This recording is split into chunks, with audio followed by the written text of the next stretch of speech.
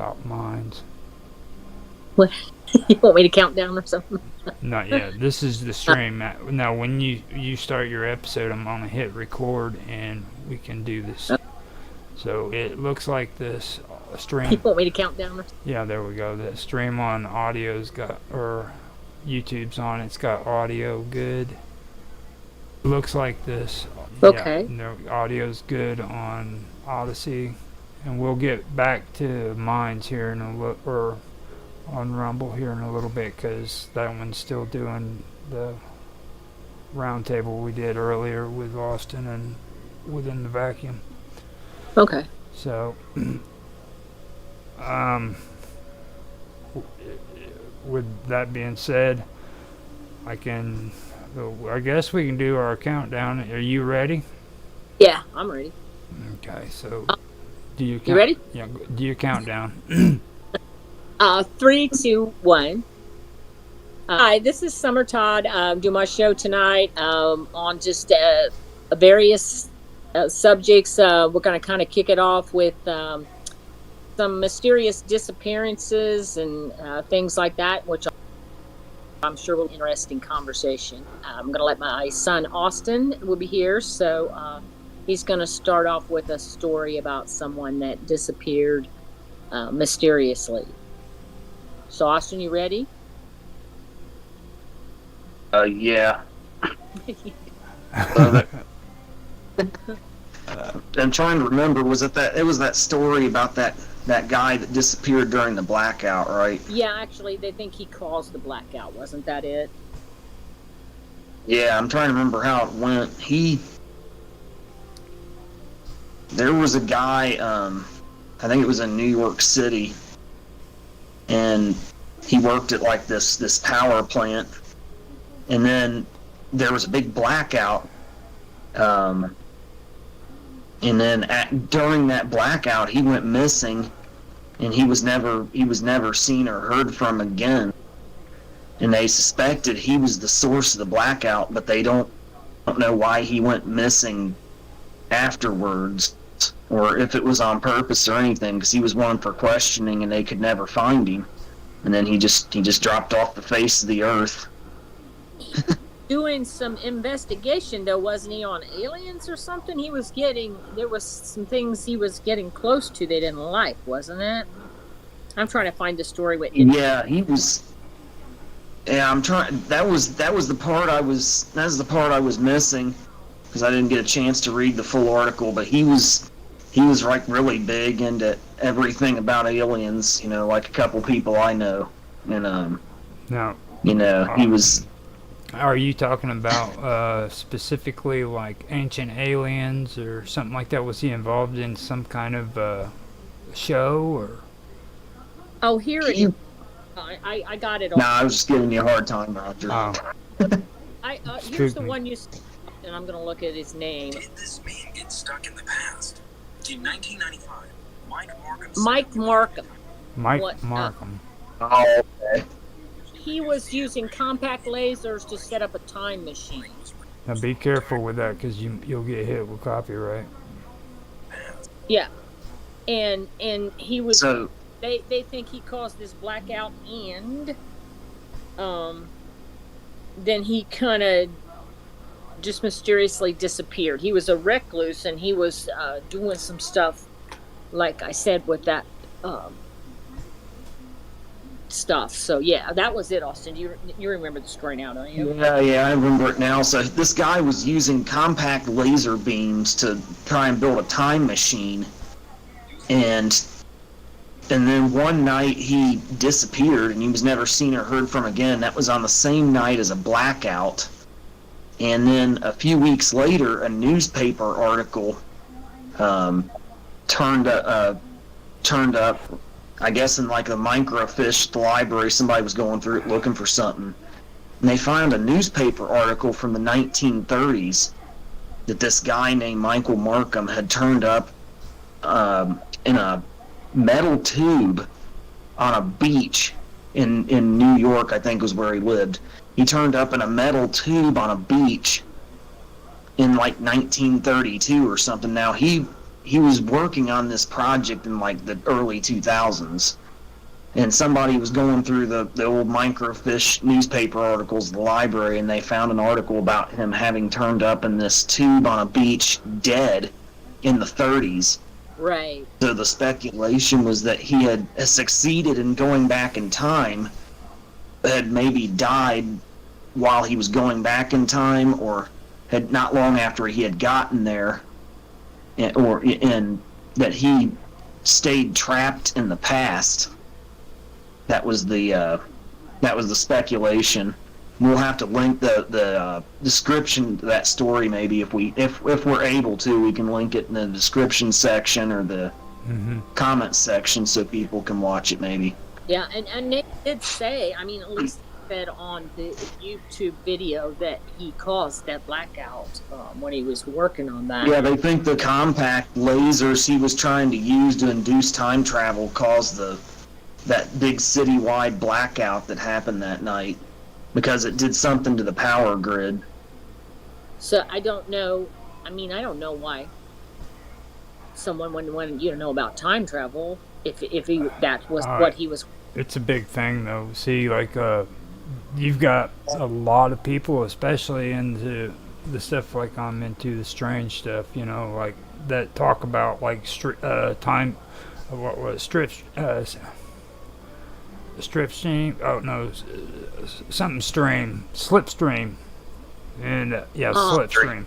And there's also people that talk about time travelers and they show like photos on YouTube, like where people back in the 1920s have a cell phone, you know, on TV sets, you know, or television sets and stuff. So, right, I've seen some of those pictures. Yeah, that's one of the things that I really would like to get into sometime, but people don't really talk about it very much. You know what I mean? I'd really. Well, I think it's kind of scary, and like the one time I felt like I might have been in a time slip for just a few seconds was pretty scary, because I mean, what if you go into it and you don't come back out?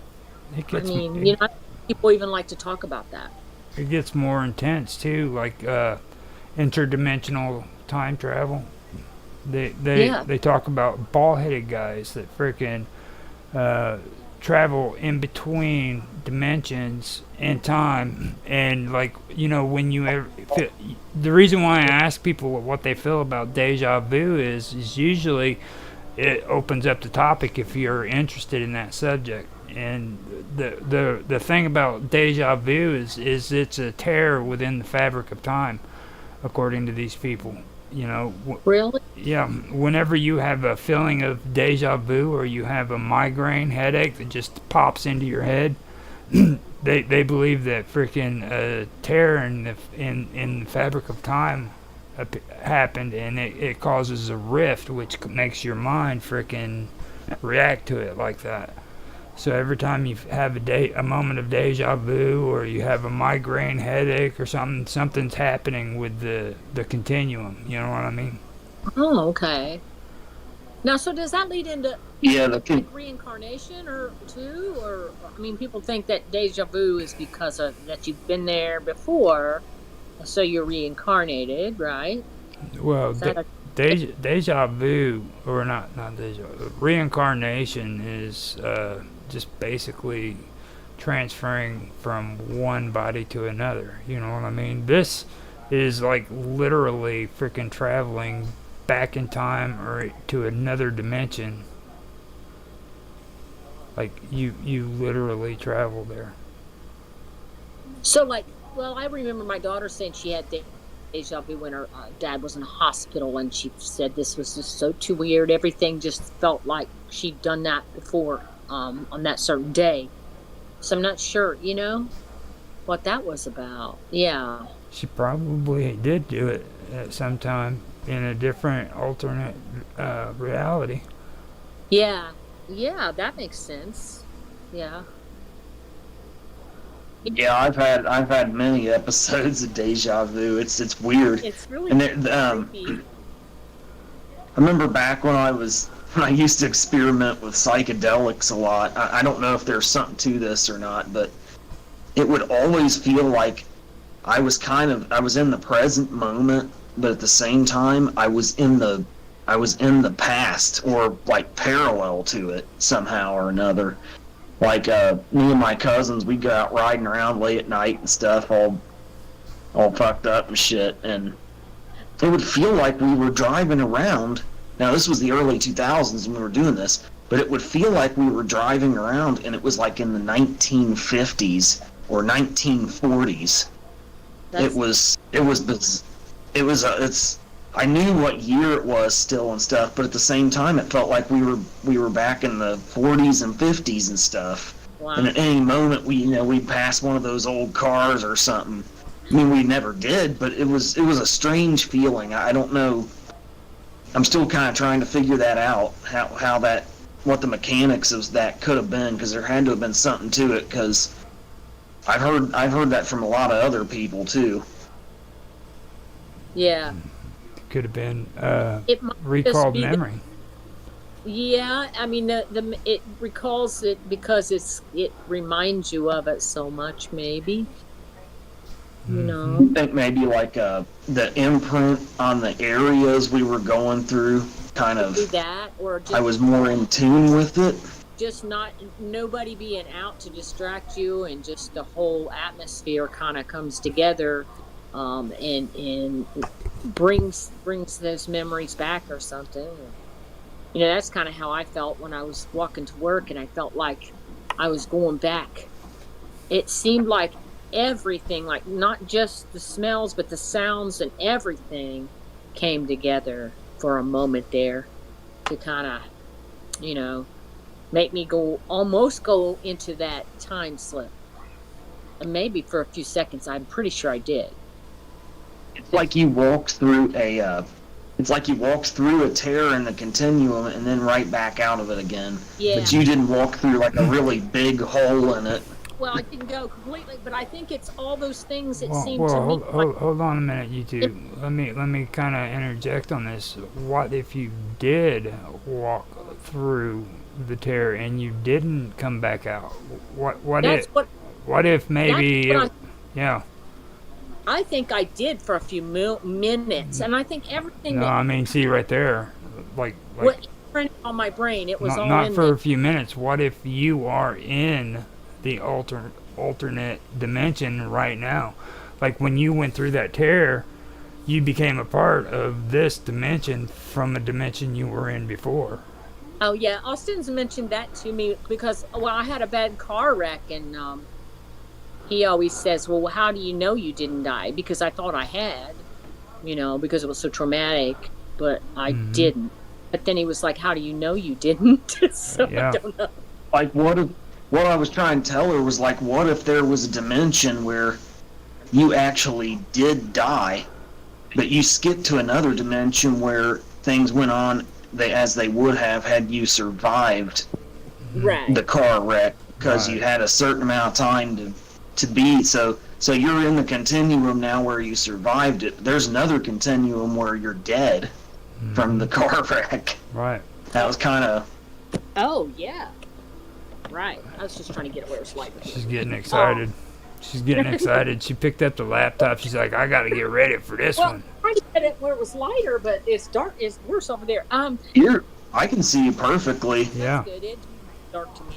But well, with the car wreck though, I didn't feel like I went into another time. I feel like something was there with me, definitely. I wasn't raised in the church. My parents weren't very religious or anything, but when I had that car accident, I felt like there was something in the car with me telling me I was going to be okay, and I just felt it. It was like somebody just cradles you or something. And but I don't think that was a time slip, and I wasn't hurt badly. So I mean, I had a broken arm and a lot of bruising, but it was a bad accident. I don't know how I walked away from it, but You were transported to another dimension. Is what happened.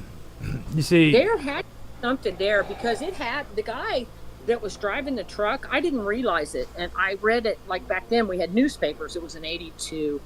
I was reading it, and it was a steel truck, and he had 20 tons of steel on that. I remember seeing the big roll of steel on that truck. It was a semi, so it was on the, they had the rolls back then. They had them chained on or whatever. And I thought, I look at when I was getting in the ambulance, I didn't think about it. But when I read the newspaper article, it said that he had 20 tons of steel. It was Southwest Ohio Steel Company in Hamilton here. 20 tons of steel on the semi, and he jackknifed the load. Oh, wow. Or I was like, my husband was like, he's like, oh my God. I was like, yeah, is that real? I said, 20 tons? He's like, well, the steel rolls weigh a lot. But I was like, how did he do that? And, still, even then, I got hit broadside by the semi, and it racked broadside's the worst kind of accident you can almost have outside a head-on, especially with a semi. And it wrapped up my car around the front of the truck, and it was terrible. It was terrible. But like I said, everything that happened, my seatbelt was cut off or broke off at just the right time, and I went out to the side door on the seat and on the passenger side. So when the wreck was over, I was on the street, basically on the seat, and I just got up, and I felt like I was dead, because the whole thing was so unreal. And I'm just standing there thinking, I can see this, and I'm watching everybody, but I'm dead, And then this guy comes running over to me, my neighbor. He was following, I didn't know him very well, but he was following me. I think he was going to work too, and I was going to work that morning. And he comes over and says, "Are you all right?" And I'm like, "Yeah, I think so." And then he's like, "Well, you want me to call somebody?" Because this is so funny. We didn't have cell phones or anything back then. And there was a little phone booth. This was in this square, and there was a couple bars and like a little deli or something there in this small town. And there was this little phone booth there. And the guy ran over to the phone booth and called my husband. And my husband heard it on WLW or something, one of the down in the copters. That they see the accidents. So he's listening to it, and he hears about this accident, and he knows it's me, and he's coming up from like Cincinnati, I think, and he thinks I'm dead, and he sees them taking the car out on a flatbed, which is just destroyed. Like the windshield was like in a triangle. It was all buckled up. It was just destroyed. My car was destroyed. So he figures I'm dead. So he gets to the hospital, and I'm okay, and he's like freaking out. But the whole thing was weird. When you look at all the stuff that happened around it. And, man, dude, I'm telling you, dude, freaking, I'm really impressed with the freaking story right there, because like you're gonna make so many people watch this. Like the views are gonna be just outrageous. Like what you just said there, you just started breaking out into a story and shit, and I'm like, wow, dude. That was good. I mean, that was really, you like opened it and told everybody about something that was traumatic, and I'm just amazed. That was a good. But I really didn't tell what happened in the car, It doesn't matter. I mean, it was amazing. Yeah, that's the most. Yeah. What happened in the car makes it even more incredible. Yeah. Yeah, go on. I didn't want to disturb you. Yeah. Well, but, I mean, when you go in slow motion, so that's why Austin said, well, maybe you did die. Because when I was going to work, and I kind of looked to the right, to the left, and then to the right, and I pulled out. Well, I pulled out, and I saw this truck coming, and I was like, oh my God. And he was like right there almost. And so I knew he was going to hit me, and I kind of went down in the seat. I took my elbow up over my head like this, and I was like, I think I still had to hold the steering wheel. And when he hit me, my arm went back. That's what broke my arm. And I was thinking, oh my God, I'm going to die. And that's when I felt that presence in the car.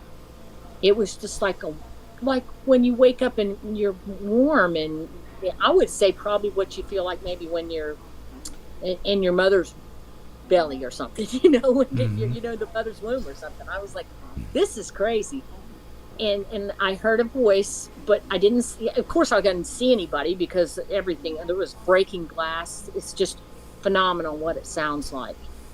And so it was just like somebody whispered in my ears, or just put it in my head and said, "You're going to be okay." And I feel like it was a woman, and it's going to be all right. Don't worry. And it was. Then I calmed down because I was like, well, and then it was over with so quick. So that's why Austin said, maybe something happened and you went somewhere else. But You brought that up in the first interview you did with me, didn't you? I think so. I didn't go into as much The detail. very first one. I Yeah. didn't go. Yeah, I still have that first episode. Yeah. I went back and watched that not too long ago. I think, but you didn't go into as much detail about it. You were more into like just a guardian angel having intervened that day without going into as much detail as you did now. Yeah. Right. Now, She's been around us long enough, and she's like freaking breaking it down. breaking out into song. Yeah. But now part of the reason I told her she may have died and like skipped to another dimension was because years ago when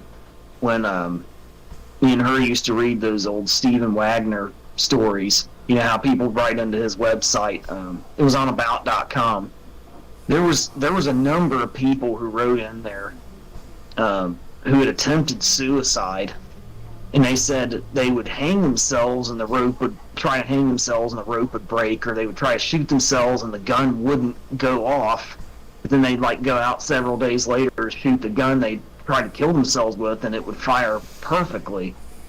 And some of these people that had tried to kill themselves started thinking, well, what if the rope didn't actually break, but I skipped to a dimension where it did because I had to be this person for a certain amount of time, or the gun actually did go off, but I skipped to a dimension. So there was a lot of stories on there from people on about.com with Stephen Wagner where people were talking about that. Like there were several of them that really stuck out to me. I was like, well, maybe that's what happened to Mom. Like something intervened and skipped her to another dimension, like a guardian angel skipped her to a dimension where her life continued on as it would have had she survived, but in still another dimension she died. And then, like, you remember Roger, that old show Coast to Coast AM? Mm-hmm. Yes, I do. Okay, years ago, I used to listen to that a lot too, and I heard another story on there where a guy got into a real bad car wreck, and it was just as bad as what Mom was describing, where the car was just totally mangled. But he was like, there's no way I could have walked away from this. And he started feeling really guilty because he was like, well, what if I died in another dimension and I left my family behind grieving, but in this dimension I'm with my family? And he started feeling real bad about it. That was like a story I think he called in to tell him.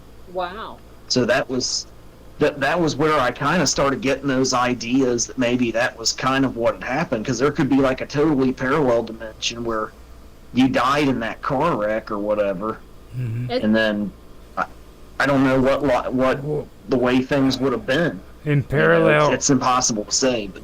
But we were talking about that whole story, and then we talked about how Austin said, remember what you said, Austin, about the guardian angel cutting the seatbelt off at the just right time. Yeah, and then there was something happened to you, Roger, wasn't there?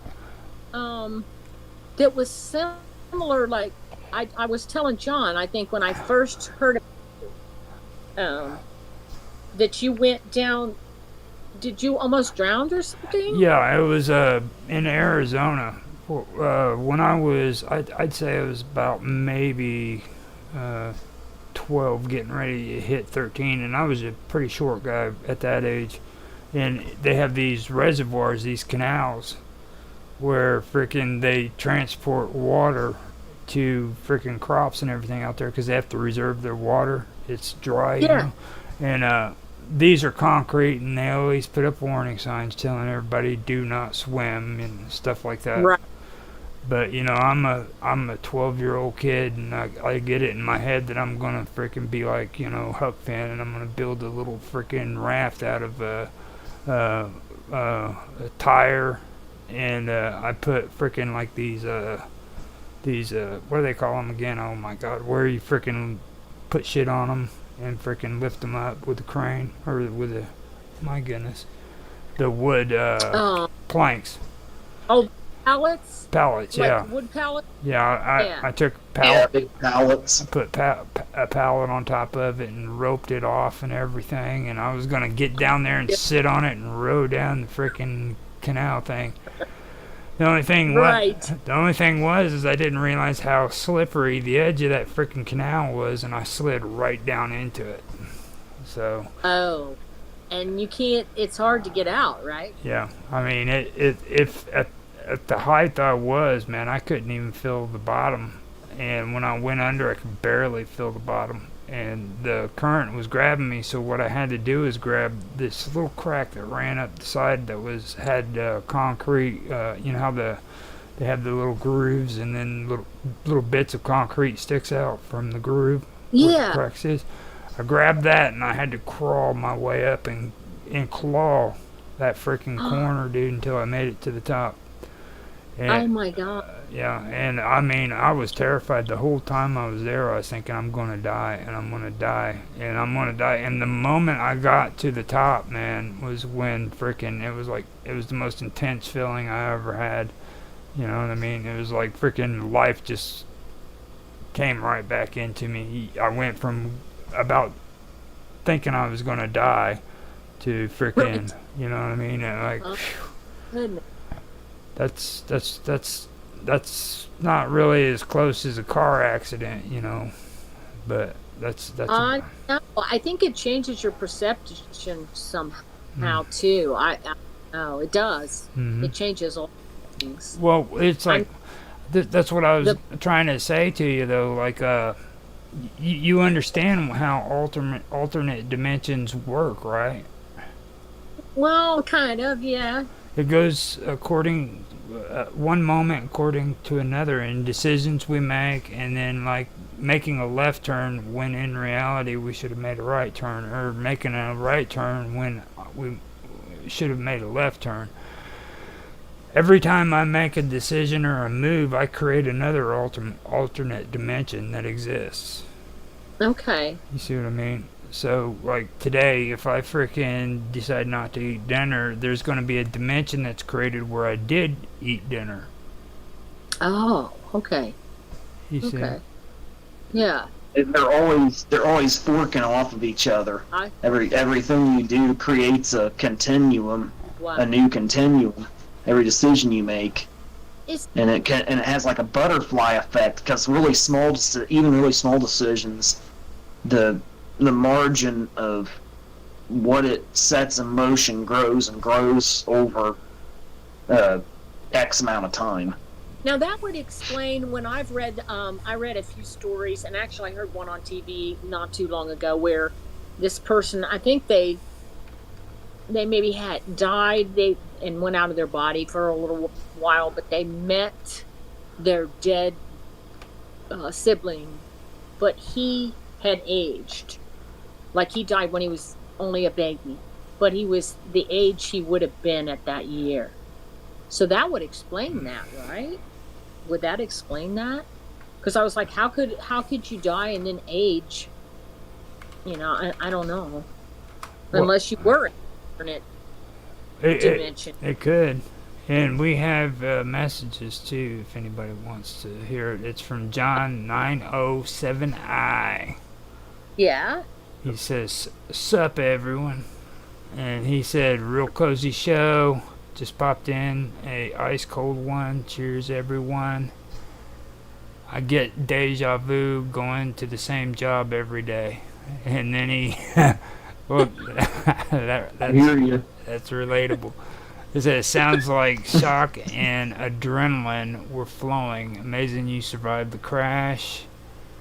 Makes you look at life a different after something like that has happened. Makes you slow down and enjoy times a little bit more. and don't get where this different dimension stuff comes in. That's probably with your near death experience. Like when it comes to that is true. There's so many different explanations to it too. Like it, I mean, it could be one of many different kind of things in my opinion. Yeah. All kids do stupid stuff like that, bro. Sounds like you were just happy to be alive. Yeah, I was real happy to be alive, to be honest with you. And I never really thought about the alternate dimension thing when after the accident. I more or less thought there was a guardian angel, that something had to happen. Somebody had to intervene because I was so stupid that day. But yeah, and it just wasn't my time. No. But it could be more than one thing. That's for sure. Now let me elaborate too, because his last comment, he says these things are decisions, bro, not dimensions. And what we're talking about here is for every decision you make, you create another dimension, and you don't have any control over that. No choice, anything. It's every decision you make creates an alternate dimension, where you could have done something differently and it would result in this. So that's what we're talking about. Yeah. That was cool. I got on there and frickin' he come in and he was talking up. Sorry I didn't catch you in time, John 907I. Yeah. So that's good that we're getting some comments and stuff, though. That shows the views are picking up a little bit. So that's really good. Yeah. Well, you guys are cool. I mean, it's like frickin', Yeah. Not as cool as the Rochester, but No. that's getting true. close. That's true. We're calling Tiger. But anyway. You need to start. Yeah. Need to start handing out cookies and saying frickin' sweet melodic stuff like I do, like my sweet melodic voice. Yes. It's funny, the older you get, the more stuff you've been through and the more you see, and a lot of people are like, oh, when I was younger, I was like, I didn't believe a lot of things I heard. And then as you go through life and start experiencing them, it seems like almost anything's possible. Mm-hmm. I mean, some of the stuff you hear, you're like, oh, but then, yeah, there's a lot of things we can't explain going on. So, well, when you get older too, and it's like I've mentioned it a couple times to a lot of these young guys. They go out and they set expectations for themselves, and they mostly do it because of things like getting into a marriage, having babies, and then all of a sudden they want to buy that house, which everybody wants to do. They want to buy the house for their freaking family, and yeah. and then all of a sudden this shit in their head starts building up where, well, I want to freaking make this house good so that my kids will have something whenever they get older. And all the time that they're doing that shit and they're building that or paying that freaking mortgage and all that stuff's going on, their kids are growing up. So by the time they get like Austin's age, now Austin's got his cool house, you know what I'm saying? Yeah. He's got his cool house. He doesn't need your frickin' house. Right. You know what I mean? And people get caught in that way of thinking that's a trap, where they're gonna frickin' invest in this house, get it all nice and frickin' good, and spend years and years paying all these bills, and their kids just move away and buy their own house. Yeah. Yeah. And it's time to. I think and it seems like we all think more is better. Bigger cars, bigger houses, bigger this, bigger that. Then you get into a lifestyle that traps you too, just to make enough money to get through it. You become a prisoner of debt. Yep. The debt controls you. The house owns you. You don't own it anymore. It's like its own entity. Yeah. That's strange, but it does. Like, that's not That's how American dream or the it happens. right. Yeah. Yeah. Yeah, well, John doesn't agree with us. He doesn't think that What does decisions we make uh, creates different dimensions and stuff. You know, I mean, yeah, to each their own. You know. yeah, I'm not sure about that because I don't. Like I said, when my accident happened, I was more like into the, like I just knew something had intervened. There was something there. So, but I never thought about that. It was Austin that kind of brought it up. So, Well, I mean, uh, the the the the reason why a lot of people don't believe in that is because they're religious, and like religion really is a issue that a lot of people have because they you're supposed to be open-minded. You know what I mean?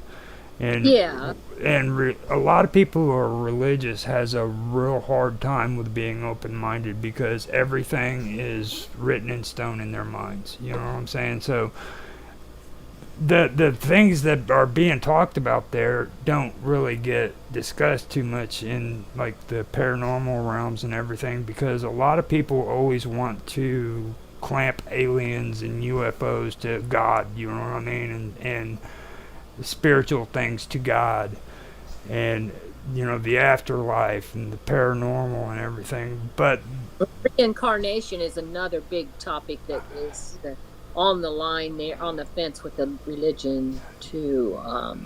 A lot of people have problems with that. Uh, but that it's a very very touchy subject with a lot of people because like it does go against a lot of like it goes against a lot of people who are religious in their beliefs, and it doesn't necessarily go against their spiritual beliefs.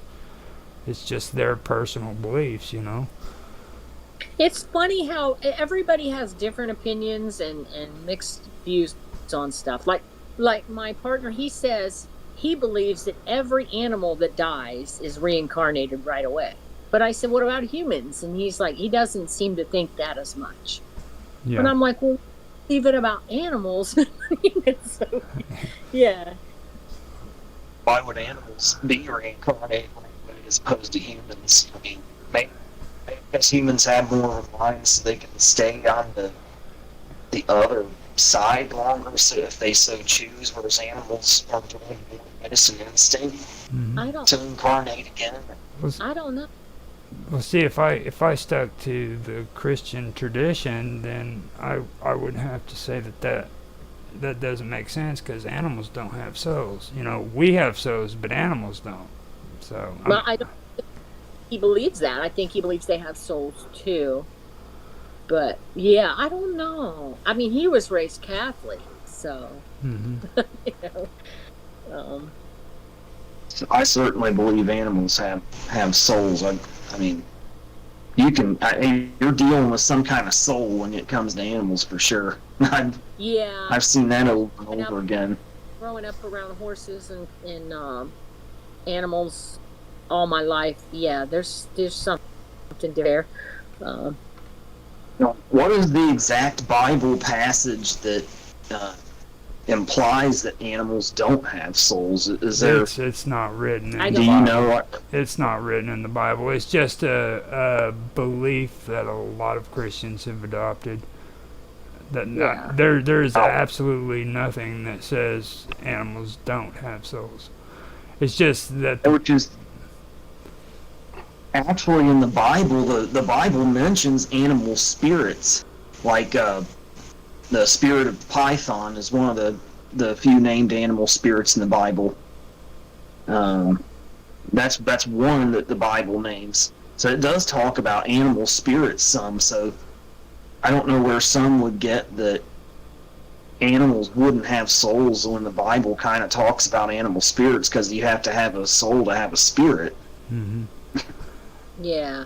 I don't know. I think some people, like I remember my husband's grandma, just she did not want to talk about anything out of the box. She was Christian, but she was afraid to talk about anything paranormal or maybe spiritual. And because I don't know if that's something that she was raised with. I think that is a belief in some Christian religion that you shouldn't even talk about things like that. You shouldn't go to psychics. You shouldn't do anything like that. Yeah.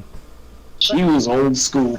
You know, She was old school Christian, so I guess she was afraid to talk about any of that stuff for like fear of conjuring up bad stuff, I think. I mean, I can respect that, but I feel like, and this is my personal belief, is that, I mean, God exists, but I think also not all psychics are bad. There are a lot of bad ones, but I think that, like we had discussed this on one of my shows a few weeks ago or something, where some people are psychic and have that ability, and others don't. It's like some people are more athletic than someone else, Right. and I also think it's something you can work on. Maybe you want to be an athlete and do work on it, and you get better. I think if you kind of have that gift, you can either decide you don't want to deal with it and shut it down, maybe, or you can work on it and get, it gets stronger. I think it's a gift. I don't think it's anything demonic unless you yourself make it demonic. If you're psychic and you want to go on and scare people and tell people horrible things, and, I don't know, you can use it for good, just like any ability you have, right? Yeah. I mean, Ted Bundy was intelligent. You could start it. He was intelligent, but he used his intelligence to fool people and to fool women and to fool, to kill people. So, you can. I think that goes back to what you decide to do and in this life or in this dimension. So You could start a show about the CIA spying on everybody and scare the shit out of them. Don't do that. we don't. Don't do that. John's already said, "Oh, don't do that." We could do Oh that. yeah, he wasn't having John's it. scared to death if I did mention that. Oh, I was telling you guys both. No, we got a couple more comments. Now, John went on to say a lot of people look at buying a house as setting up a foundation for their family in the future, which in some instances, that's 100% true. But I'm talking about when your mind starts freaking telling you that you're going to do this so that your kid has a place to live later on, and a lot of them do it, Well, that's a different, investing in your family is one thing, but holding on to it because you want your kids to have a place in the future, that's just complete nonsense. That you playing tricks with yourself, because they're going to grow older and they're going to buy their own houses and they're not going to want anything to do with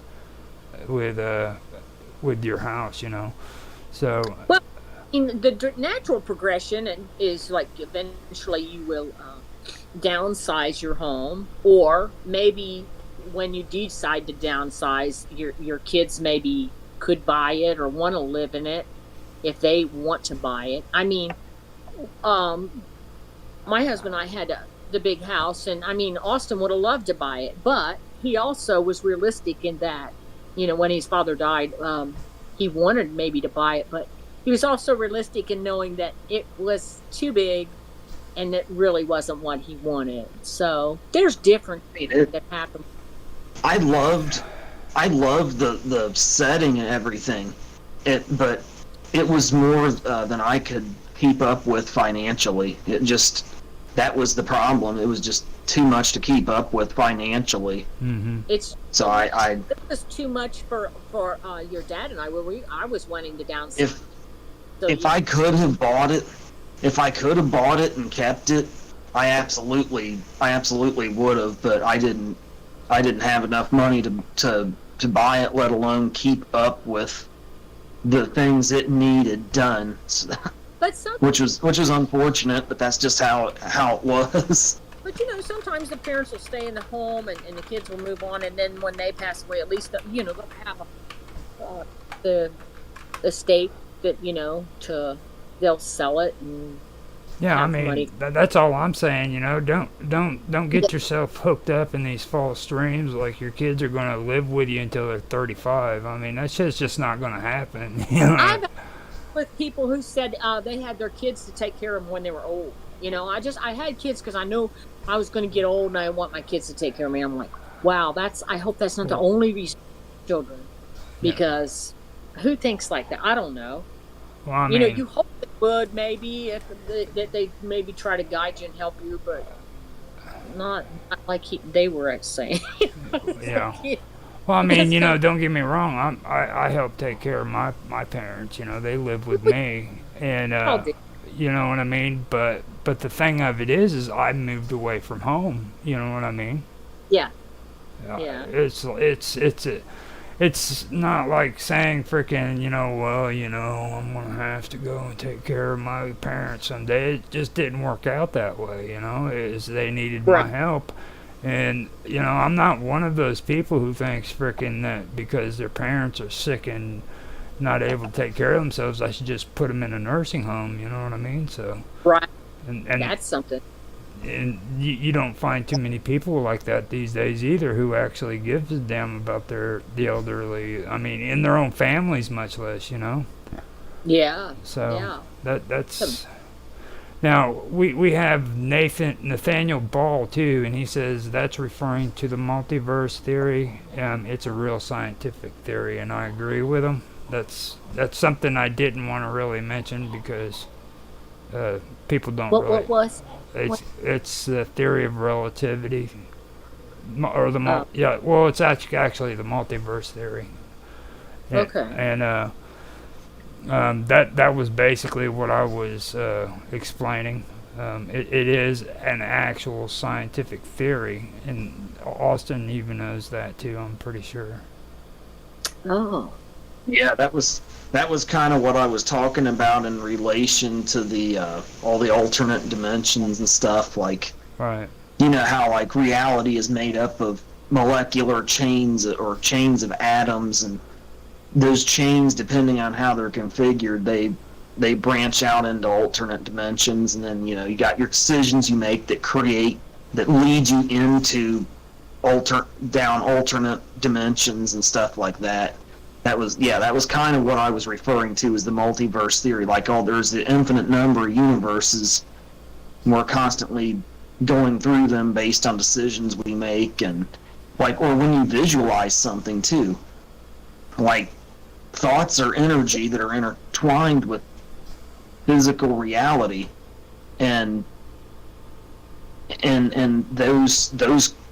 those thoughts create new dimensions too sometimes without you physically even making a decision. If you use those, if you focus on those thoughts long enough that they're able to take hold. Basically, it's the premise of visualization. But it all ties back into the multiverse theory. that's pretty deep. It's pretty crazy. Yeah. Did you say there's another comment too, Gerald? Gerald. Roger. You can just call me Gerald. Don't worry, it's cool. Just say Gerald. It was from John. John said that he said that not from where I'm from, guys. My kids will never afford a home these days. And Oh, that's true. I think that's getting to be more and more unrealistic to get a home because, especially, I mean, when I bought this house, I've been here probably just 5 years. This house is supposed to be worth twice as much as it was 5 years ago, which is crazy. yeah, It's crazy. And then if you look at the house payments and the taxes and the insurance, it's crazy. And I don't live, this is not like a mansion or a huge house that I live in. So you're looking at some of these big homes that were 350,000 just a few years ago. I was looking into real estate the other day at some houses, just looking at them, and they're like $800,000. I mean, you're talking about payments that are by the time you get done with taxes and insurance that are way over 2,000 to 3,000 maybe a month. So I do wonder. And then just rent is getting crazy. It's out of control. well, I just think that John is like a science hater. Don't worry about all that. Is he a what? A science hater. Oh, no. You talking about old John or just a viewer named John? A viewer named John 907I. Oh, okay. Well, Okay, he's I not the. totally agree with him when you're talking about your children having a home. I Yeah. agree. I've done real estate. I was almost I went agree. into and it's just phenomenal now. But see, that's the mindset though. How It goes back to the mindset I'm talking about. Like, come on, dude. Seriously, even though they can't afford a freaking house, you really think they're gonna freaking live with you when they got a woman they just freaking married and they just had a baby with? They're just gonna live up in your house with you? yeah, I don't know about that, but I know that he what if what he was just saying is, just to be able to afford a home, like Yeah. maybe out in rent. I Well, don't know. I can Rent is understand that, and I huge. believe it, Yeah, but I think everything is going to have to get cheaper somehow for young people to afford to buy homes or even rent, because rent you got to get first month's rent, you got to get deposit, you got to get last month's rent. I mean, it costs as much to get into a small rental unit as it does to get a down payment on a home. I mean, the whole thing with real estate is out of control. So I but understand there. but you see, I mean, you also got to. These aren't the days of the Waltons.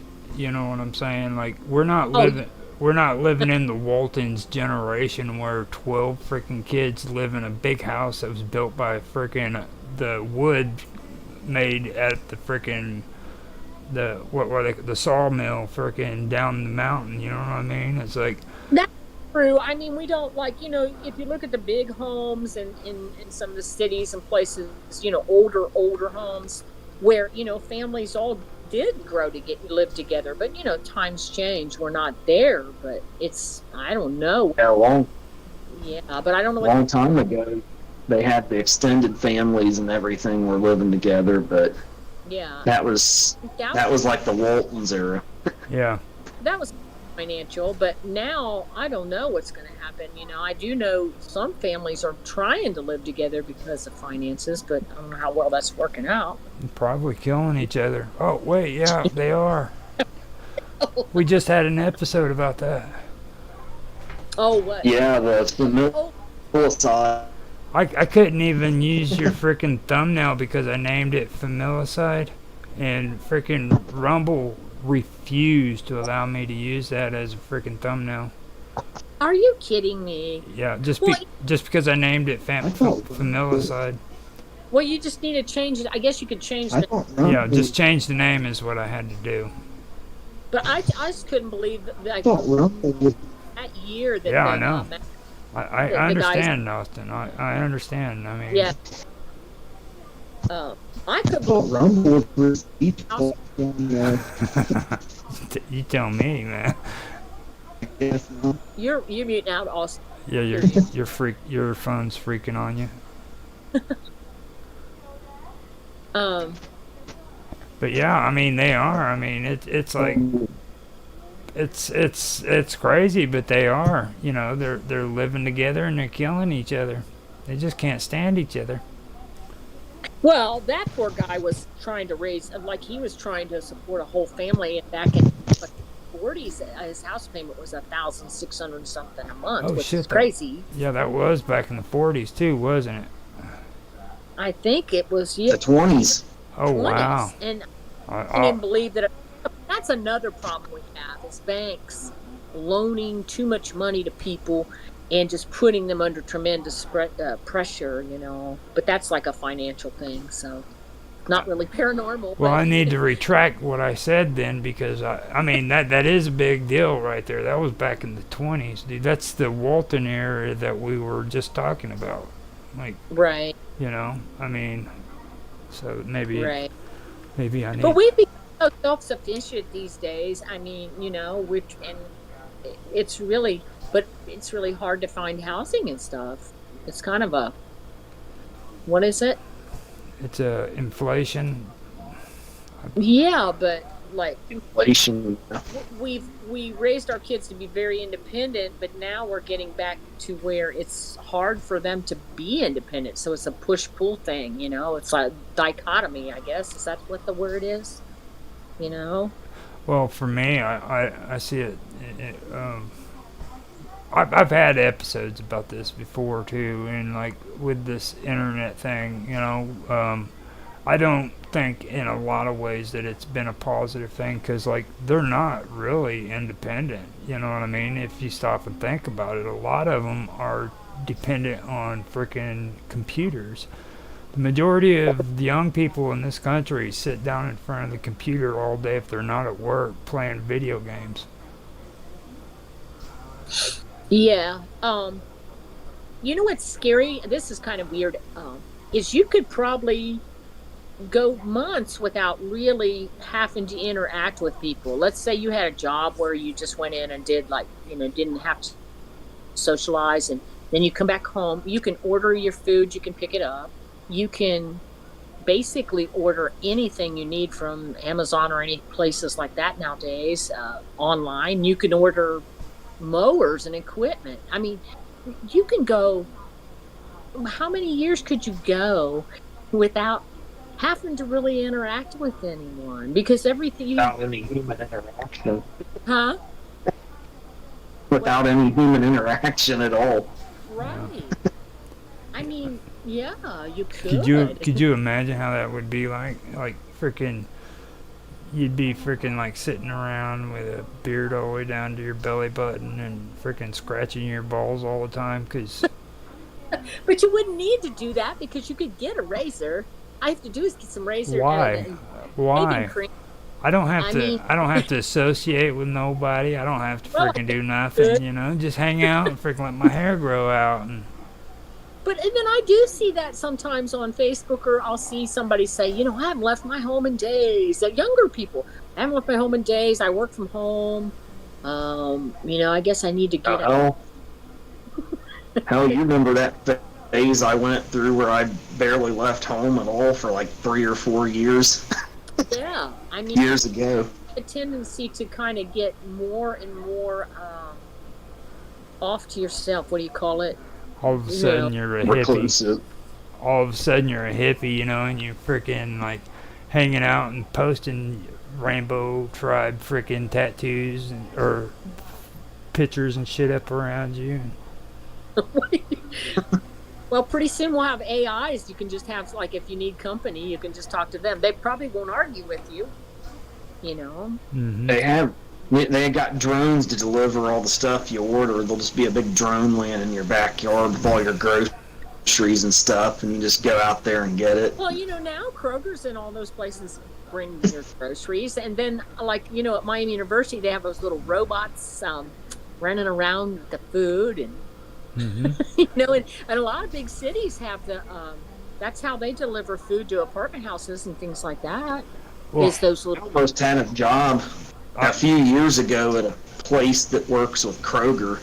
Then they have like robots that pick out groceries in this big thing they call the hive. It's like a big thing where all the groceries are stacked up inside like a big cylinder, and the robots go and they get it and load it up and put it on trucks and ship it out to people who've ordered stuff. That's creepy. That's And like it's a like- bad episode of X-Files, dude.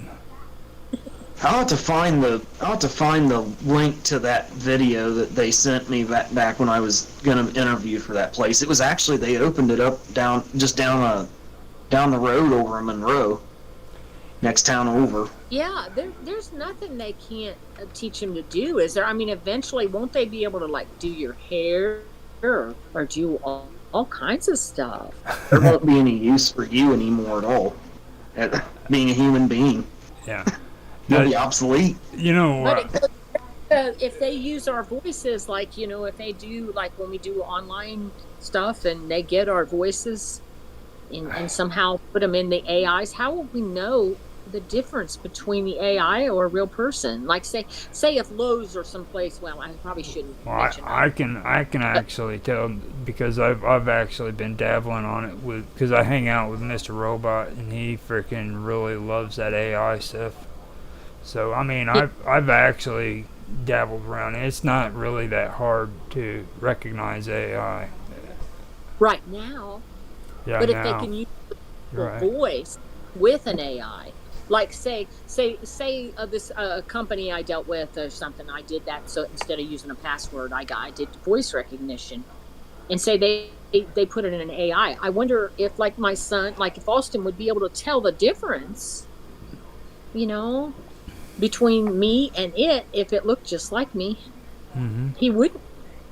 For all Because I know, that's one of the things, like, and this is something that happened to me, and this is kind of creepy. This is paranormal. One night I woke up, and like Austin always, when he lived at home, if he was coming in the door or something, he'd say, "Hey, mom," or if he had something to say, he'd always say, "Hey, mom." That's what he'd do. So I woke up one night, and I heard his voice. He said, "Hey, mom." It was like he was standing in my bedroom. So I was freaking out. But then, being his mom, there seemed to be something just a little bit off with it. It was like something was practicing on me or something. And I was like, well, that's weird. And he's not in the room. And so he had a studio at the time. And I was laying there a little bit, and I thought, well, I'm going to go see if he called my name. I know he didn't, because the door was closed, and I never heard anything. So I walked in there and asked him. He said, "No, I've been in the studio most all night." But that was the one thing to me. I was like, okay, I know that wasn't him, but I know something was messing with my head. But that's the one thing that I could tell as his mom, that's not him. And I read a story about that too, where a woman, she went to visit her daughter, and she woke up early one morning, Mm-hmm. and she just took a walk outside. She was just kind of, drinking her coffee, and took a walk outside. And she said she heard her daughter in this shed or something, in this barn, telling her to come out. And she started to, and then she was like, that sounds like my daughter, but doesn't quite sound like her. Mm-hmm. So she went back in the house, and she was sitting there, and her daughter came downstairs and said, she said, "I thought I heard you outside." And she's like, "No, I've been asleep." So that's very human. That's a very human thing, our voices. As a mom, that's what I say. Well, that was a strange story, and I could easily blame that on spirits and paranormal, but that could also go into what Austin's topic is too. It really could, I mean, there could, and like John, okay, the John that was in the chat, obviously he's a science hater, you know what I mean, and Okay.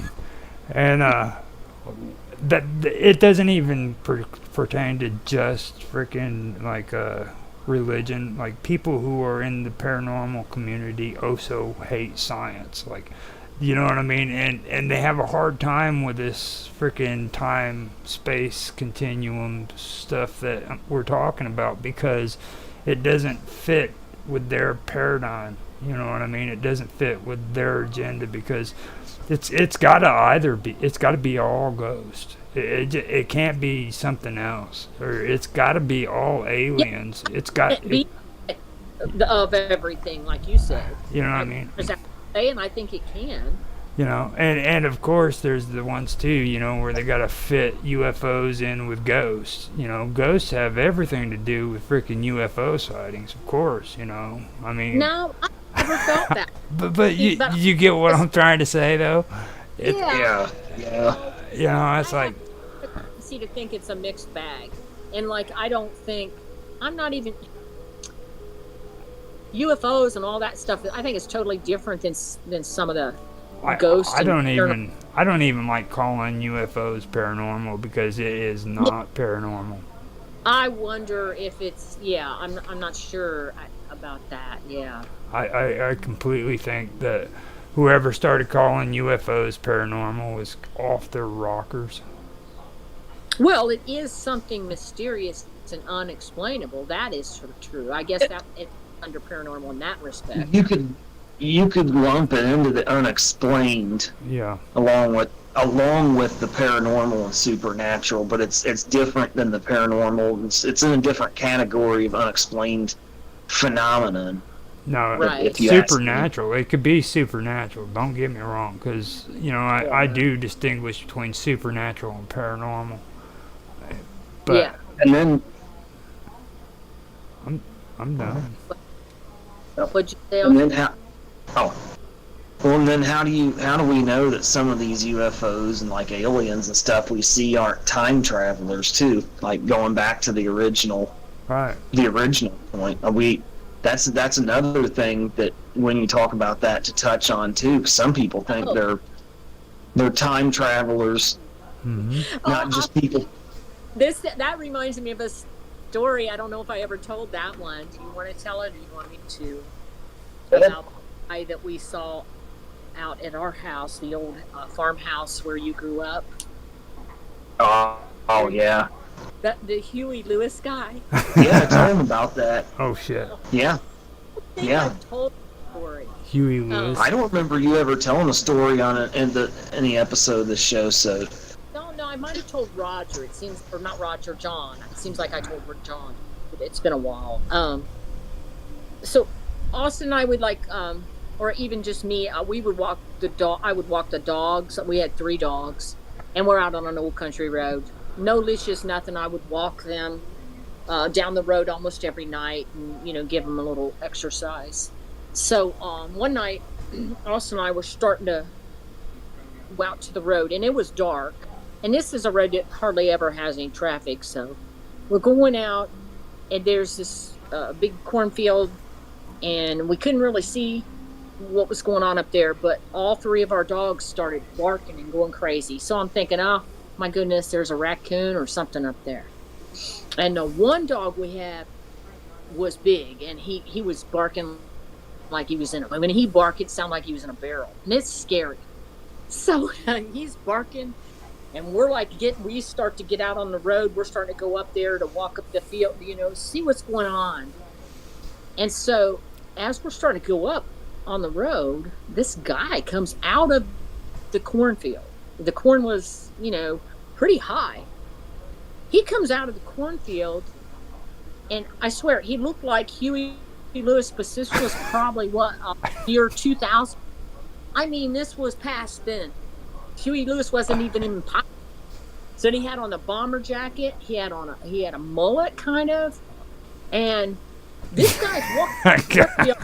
All 3 of my dogs are running around him, and he's not making a noise. He's not screaming. He's not doing nothing.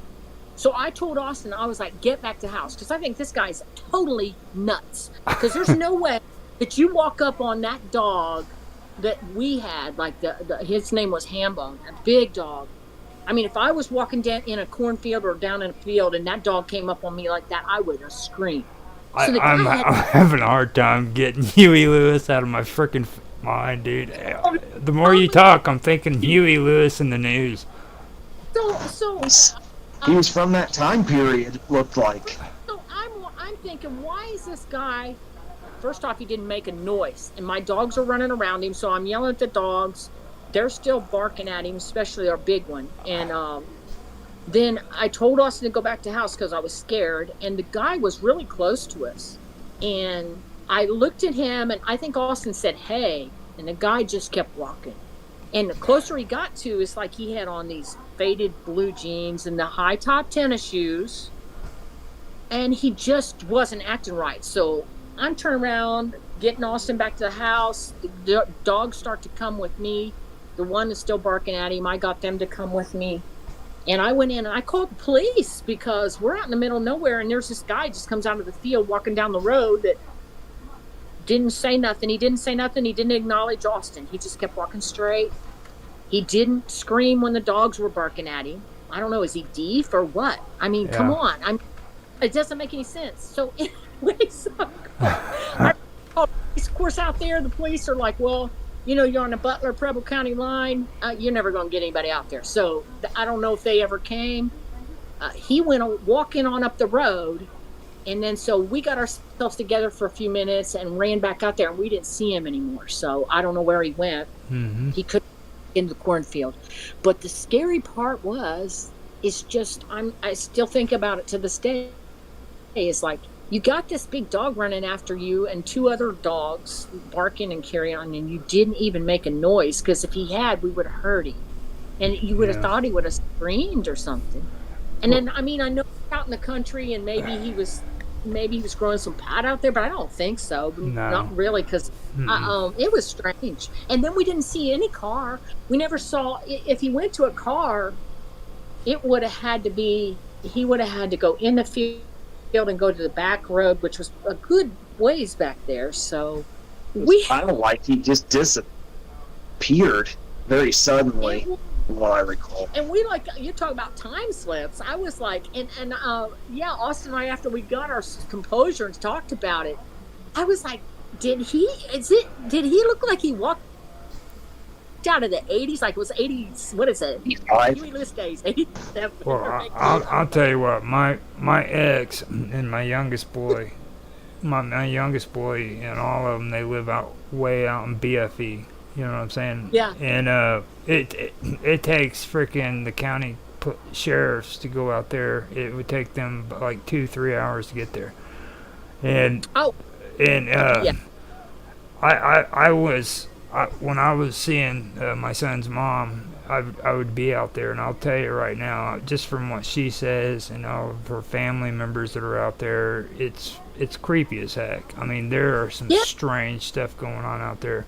And like, whenever I watch these Bigfoot freaking videos where everybody's talking about beating a freaking stick up against the wall, tree, I laugh because I know what that's really about. Okay, that's about attracting freaking deers. It's against the law. You know what I mean?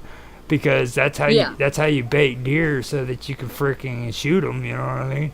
And baiting's illegal in Illinois, you know. So, but when they do that, freaking, they're making it out like freaking Bigfoot's freaking, you know, beating on a freaking tree to respond to it. And I'm like, no, it's not. It's a deer, dude. You know. They're just covering their tracks by doing that. Yeah. We're just Bigfoot hunting. Yeah. But you know, where we lived, we were on a county line.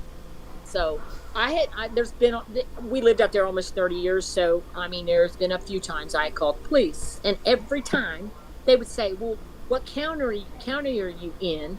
And I was like, I've lived here for several years. I am in Preble County. Well, we got to know, because we got to know who to send out there. And then by the time anybody'd ever get out there, you know, whatever it would be, probably have killed us if we, you know, you have to have, you know, but, most of the time, why you have a gun. Yeah. So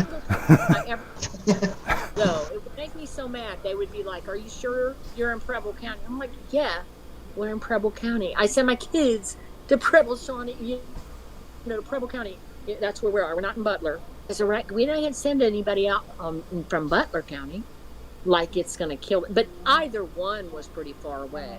You know, Butler County was far, and then Preble County, we were right on the last house in Preble County. So Preble County was up in, I don't know where it was, Austin, past Eaton or something. You just know the county. You don't know anything about the rest of it. You just know you're on the county road. Well, it would have been, like I said, it would have been a long time for them to get out there. They really just didn't want to bother with us. And go out there. They had to. But that night, I don't know. I really can't explain it. There was something weird about him. And when Austin said, "Hey," I thought at least he'd say something. And that's why I was like, let's get back to the house, because obviously this man's either insane or we just couldn't figure it out. We were scared, weren't we, Austin? It was pretty scary. There was another time I was walking down the road by myself out there, and I saw what appeared at a distance, what appeared to be a guy like wearing 1700s clothing. And there was a woman in an 1800s dress. Now, they looked kind of translucent, but it was a similar thing. They were like out of a different time period. It was like there was a lot of different time periods kind of overlapping there, and every now and then you'd get a glimpse into them, because that same thing happened to me. Do you remember if, like, when he was walking down the road, if he made any noise? But you know, the dogs were barking. So I was thinking, no, he didn't. Scared, the dogs were barking. But I don't. No, he didn't make any noise. Like, it was just odd. I mean, I don't know if he was a ghost, but it certainly is not something typical. That's why when I called when I called 911, Summer, did he dress like Huey Lewis? That's what I said he did. Yeah, that's what was funny. He had a mullet, the mullet hair. Yeah. He had on a bomber jacket, and I think he had on I can't remember what his shirt looked like. He had on some kind of shirt though, and then the jeans were the old acid jeans. Yeah. Wash pencil leggers. Yeah, and he had the high top. Remember the Reeboks and stuff back in the day? The Yeah. high tops. It's like Huey Lewis walked out of the cornfield. Yeah, pretty much. Yeah. It's like, and he kind of looked like him. It just was weird, but it wasn't Huey Lewis, of course. But I was like that he totally looked like he walked out of that era. He looked like he walked out in 1985. But that wasn't the weirdest part. Was like I said, the weirdest part was like our dog. I mean, this dog, he weighed 100 pounds, Roger. He was like a Mastiff boxer or something. And he was usually a pretty nice dog, but, he could be mean. And like I said, when he barked at you and he was coming at him, and all the other dogs were running around him, and he just kept walking. And then we also says, hey, he just keeps walking, looking straight ahead. He didn't even look at us. Now that could be. He could have been terrified too, though, because he had dogs surrounding him and stuff. That's true, but I don't know how. When we were first coming out on the road and the dogs took off, I don't know how he knew there was any humans around unless he heard us talking. Yeah. I may heard us talking and he thought, "Oh my God, these dogs," and it scared him. But he thought, "I'm not going to say anything because then they'll." Yeah. Kind of like the guy. It was kind of like the guy appeared out of nowhere and then disappeared just as fast as he appeared too. And then when you put together the 80s clothes he was wearing, it was sort of like a time slip sort of thing. Yeah. I was like, I don't know what he was, but it sure was a strange situation. Now, see, I asked I asked Karma and I asked John about it, and they gave some good theories too on that same subject. So frickin', if you ever get a chance, frickin' sit down and have a conversation with John about it. He really does get. I mean, it's not as cool as mine, but my theory. I told Don that story, but it was when we did an interview. Maybe when he first started interviewing and stuff. Mm-hmm. Well, like his theory on time slips. Yeah, on time, especially. What was it? We got more into the area of time and space, things like that. When you look at people that just appear out of nowhere and then they vanish, a lot of people believe that's them slipping in between one dimension to another one. And it's what? Like 1985, and then he walked into our. Yeah. Go on, Austin. I'm sorry. Oh. So maybe he was like in 1985, and then he walked into our year, and then back into 1985, or maybe some other year. Now, something I thought. That was kind of what. Go on, Austin. Every time I go. It's because there's a delay when we talk, so like you think somebody's done talking and you start to talk, but you're talking over them and you don't know it. Yeah. But it was kind of like what happened to you, where you like started to walk into another time period and then back out of it into your current time period. Yeah. Right. Something I didn't think about, and we've never discussed it, Austin, was the highway up the road from us. There has always been a lot of accidents on 503. I mean, it's a possibility that he was killed in an accident there. There was always a lot of accidents up there on that road. Mm-hmm. So, yeah, we lived by a highway, but it was a pretty good distance from us. But there was a lot of accidents because there was curves, a curvy road, and people go too fast. So maybe he got killed in an accident there, and he was a ghost. I don't know, but it certainly because it sounds like a good. It sounds like a good candidate for it, because John was a science hater. Don't get me wrong. I'll stick to that. But he does bring up a good point.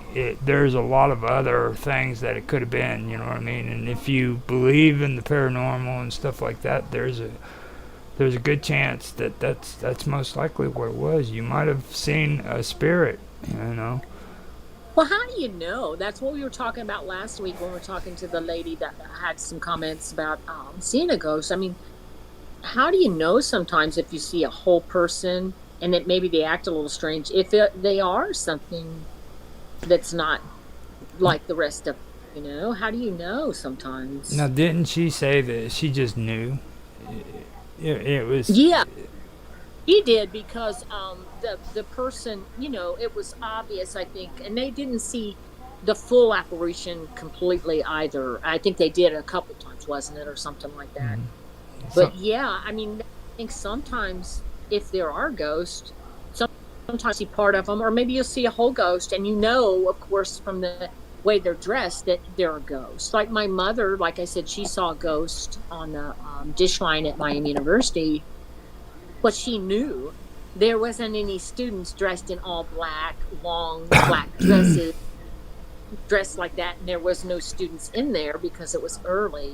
And she disappeared in front of her eyes. So yeah, you just, for me, I don't see a distinction between like the physical, the mental, and the spiritual. Okay, like I believe that they're all connected. So like when it comes to science, you know what I mean, science at some time later on will be able to explain a lot of the things that we call paranormal.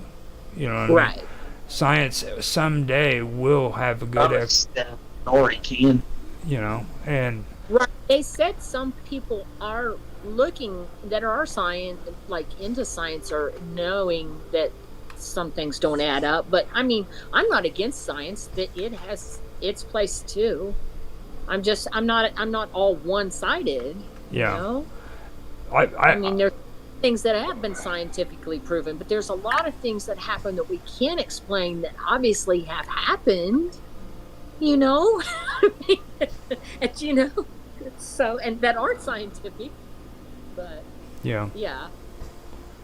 Unless the world is lying and making up stories, but well, I don't think so. That happens too. So you got to be open-minded even there. You know, right. You know what I mean? Like you don't believe everything or fall for anything. Or, right. You know, don't like take everything at face value, because there are people out there. At least we're having the conversation, you know what I mean? There's some people that'll get on there, up there and says, this is what we know, and then they start freaking spilling off. Well, I'll dare to say it. Let's just say it, you know. Ancient astronauts. I mean, those guys are so full of shit. Everything they say that this is what we know, freaking, there's no proof backing up their allegations, and they purposely do that. And they say that's a fact. They say what they're saying is fact, and not belief, but not belief or just research they're doing based on belief. You know, like me and Roger do with everything about aliens. We don't come out and say it's fact. They say it's fact. Yeah. And it's an agenda they push. Yeah. So, I mean, we're having the conversation, but we're not telling people, you know, this is fact. You know what I mean? Like. No, I mean, like I said, even like with the Huey Lewis guy, there could be several things. I mean, maybe it was a real person. Like I said, he heard us and he got scared and thought, oh my gosh, I'm just gonna, I don't know, now they're gonna see me and it's gonna be weird, and I don't know what he was doing there in the cornfield on this back road where there's only a few houses. But I know what the name of this episode's gonna be. Huey Lewis in the news. The ghost of Huey. But no, Huey Lewis in the news. In the news. But I mean, you know, I am the news. You saw him, I thought he was real, but you get to thinking back on it, and you're like, oh, that was a little strange. I mean, the way he acted, and that's why I called the police, because they were like, well, is he still out there? I said, I think he is, but it's too odd. I said, there's no car. I don't see any car. I said, we're out in the middle of nowhere. And I said, he's just acting strange. I said, So you know what you obviously know what my next question to you is going to be, right? huh? No. What'd you say? I know. I said you do know what my next question is going to be, right? No, what? When the cops ask you to give a description, what did you say? Ever. They didn't. They didn't come out. They didn't care. They were Oh, like, okay. if, you know, if you live out in the country, you better have a big dog like we did, and you better have a firearm. Oh, yeah. They're not going to come out. Like just a future reference, if it happens again and you do get a cop coming to your house, don't go telling them that the police officer that whoever it was looked like Huey Lewis. No, they probably would be like, no, I didn't tell her that because I was like, now she'll never come out. Yeah. They'll think but I just think you were on drugs or something, man. You know. But you know, it is strange because the highway that we lived by, there was a lot of accidents, and you know, there shouldn't have been. It was just people going too fast there. So there had been a lot of fatalities up around our house. Bob Dub is in the chat, and she says, "Hey, now here in a little bit, I've got to do a live stream with her, so." What? And it's going to be interesting tonight. She's going to tell her story to us. So. Oh, okay. Is it going to be like an episode of Duality with Bob Dub, or? No, when I do my stories, what it is the person sits down and they just tell their life story from beginning to whenever they want to end it. That was actually what I did with John.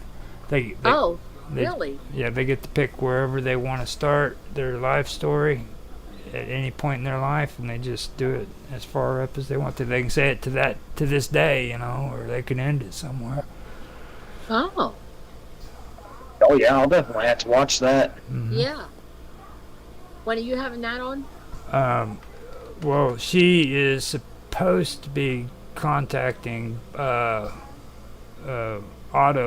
X, and she after that he said that he'd show up, and then there's another guy, Rush, that's supposed to. She's hoping answers back, and he'll show up for it too. But cool. Special names.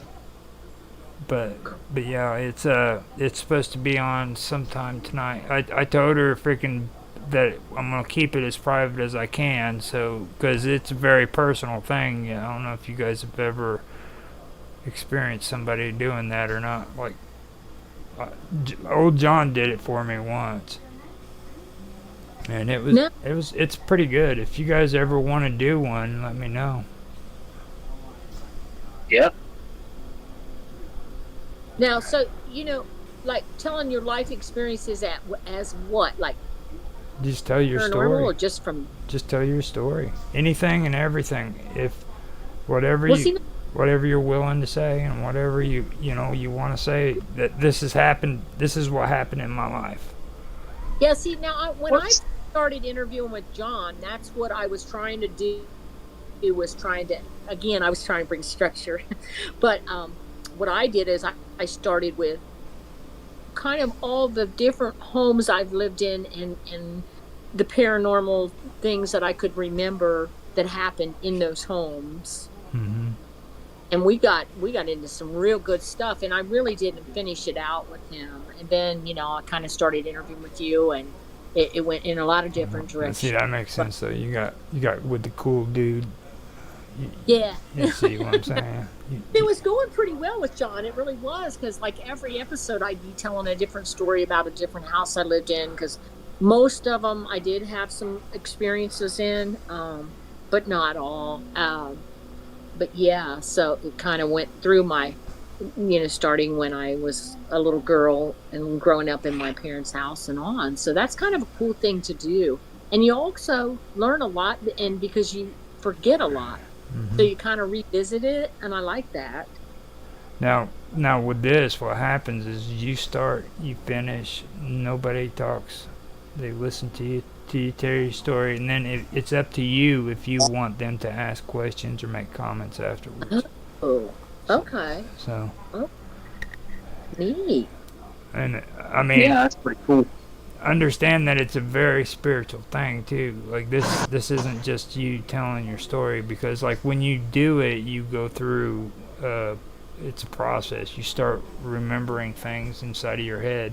So Now, that it does awaken. It makes you awaken, or just yeah. It's like doing it again. I mean, it's different, and also as you go along, you no. remember things that you have Hmm. forgotten. Yeah. Yeah. So if you guys want to do it, let me know and we can set something up. So Yeah. That series called. it's my it's my storyteller channel. I don't make it into like a series. It's just all about storytelling. And Oh, okay. So you said that then sometime. yeah, Okay, look for it. no, Yeah. Yeah. I'll freaking see if Bob Dub wants me to post it and everything, and we can post it up and go from there. I'll find out real quick if she's still on there. Okay. Yeah. If you have any posts that you've done from past episodes or whatever, Mm-hmm. I've got yeah, share them. Yeah, I've got some cool ones. I've even got one of Tan or Tan. Tan told his story, and he was actually a child raised in Vietnam after the Vietnam War, and his father was an officer in the old Vietnam regime that was taken over by the new one today. And Cool. yeah, it was. I told him straight out that could easily be a freaking movie. I mean, Yeah. you know. Wow. Yeah, I bet you that's real interesting. So, Absolutely. Share the links with any of the old ones you got. All right, yeah. I can do that. Do we have any more comments? No, that was it. Freaking Bob Dub said, "Hey." She's probably just stopping in, wanting to find out. Good to hear from you again, Bob Dub. She, Missed she, our Huey Lewis thing. she knows me. It's like you women know me so well. You're like, you better contact Roger. He's gonna forget. Right. You know.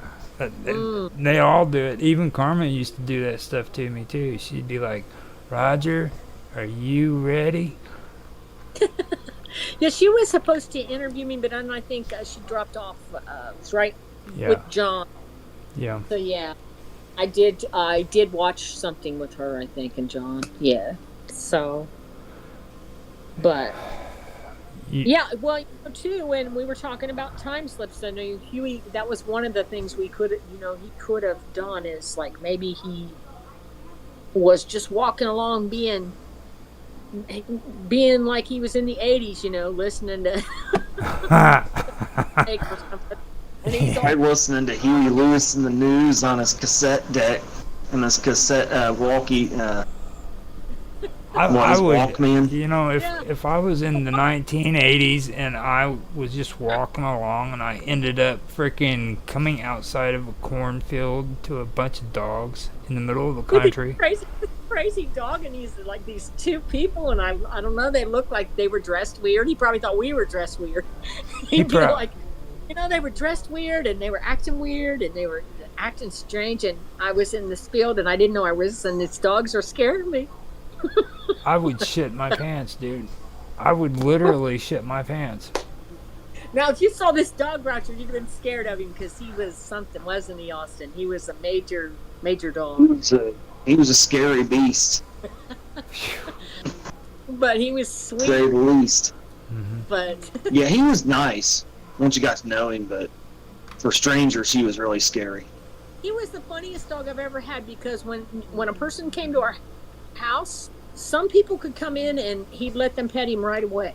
But other people, they'd come in, they start to pet him, and he'd growl at them. And he would have to get to know them. Like, they would have to come back maybe 2 or 3 times, and he'd decide, hey, they're okay.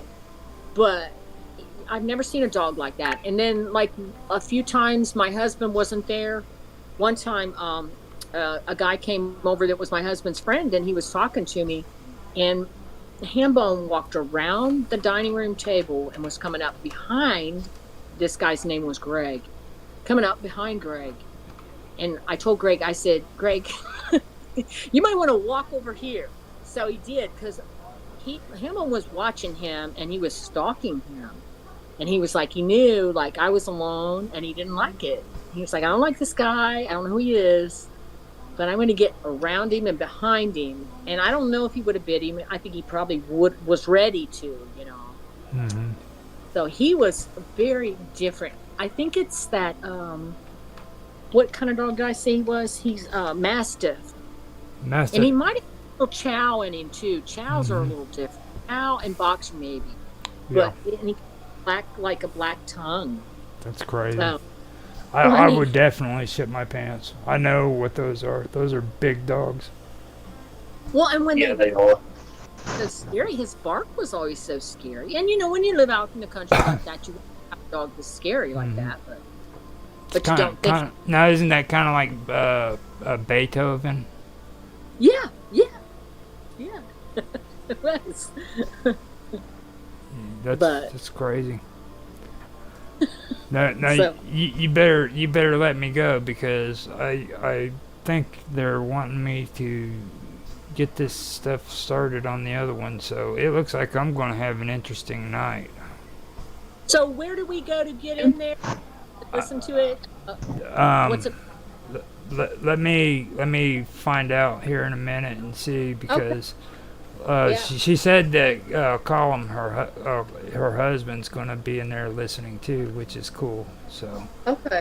and I can find out after the stream and see. I'm going to see if she'll see if she thinks it'll be okay for all of us to be there too, because Okay. this is actually this is a pretty big event.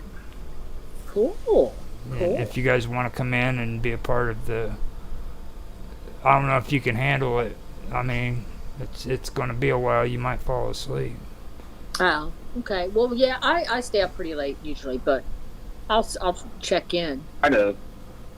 So I'll try to make it if I can. I'll have to go eat Okay. But and whatnot. yeah, But if nothing else, share the link with me. okay. yeah. But are you interested though? If you are, then I'll definitely make sure to ask and make sure if she says it's okay or not. Yeah, we're definitely interested. I am. Okay. So Austin, do you have anything else to add outside of the Huey Lewis thing? No, I think we covered just about everything we could have thought of about time slips, and time travel, and That came. interdimensionary stuff. Hmm. I mean, if that was a time slip, it probably was pretty scary for him.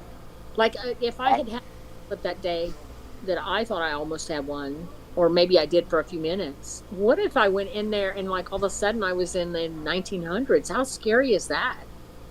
Oh my goodness. Well, yeah. I could not imagine you in the 1900s. No! They, Just seen what I was wearing, because I kind of tie-dye looking dress. It was Oh, brown and God. white. It wasn't brightly colored, but it certainly wasn't something where, oh, I'd be blending in here. yeah. You'd be like, what is she? Who is that? That would definitely not be normal. Like, they'd think you were an Indian woman or a squaw. I don't even know what they would have thought. I had my bag, and I had I think I had a cell phone. Yeah. One of those people in the pictures of the cell phone from a picture of 1898 or some shit. Bob Dub Right. did comment in the comment section. She said number 1 with a thumbs up. She says, yes, it's big. And she also said, you are also kind. Thank you. Thank you, Bob Dub. All right. So you want to... All right. Well, I'm going to sign off, and hopefully we can. Tell people to leave their stories. Yes. I have been, but nobody has been. Well, keep saying it. Keep saying it. Keep saying it. You got to keep Do you- saying it. My email address. It's always in the description for every video that's posted. Now made sure that it's on the default upload for everything. So whenever we make a video or a live stream, it shows up in the. Yeah, So it's summertod621@hotmail.com. Okay. that's right. You're good. Yeah, I can't imagine why I wouldn't get emails. Although there's a weird thing going on with my boyfriend, You know, is I get his emails. this goes back to what we were talking about before the stream. Like you sat talking about being organized and stuff. There, I have never had a one single stream where we have ever been organized whatsoever. But I was with John. We were going through it like him and I Ever. were. I don't care. I mean, I think it's cool as Okay. shit. I love this format. Yeah, I do too. Roger, it's a lot more raw, and it's just off the cuff. Yeah. Like I was talking about porn yesterday. With John, you were. With John, it's a more finely tuned theatrical production. Well, John and I had a similar personality when it came to that. When we first got together, we decided, how that was going to go. We pretty much did, and I just kind of went with that. And not that anything's wrong with you, Roger. It was just the way. Yeah, there is. Trust me, there is something wrong with me, dude. What's not wrong with Roger? Yeah, you got that one way wrong. John and I talked about it like in an email first. We were like, what do you think? I said, what do you think about me just starting like when I'm small and going on up, with some of the, like, yeah, that's perfect. We'll just go, each episode. But yeah. Well, it's like with Bob Dove. Whenever we reached out to Brian Rue, you know what I mean? Yeah. She didn't. At first, she didn't think it. She should send the email first. I should do it. You know what I mean? I'm like, no, Bob Dove.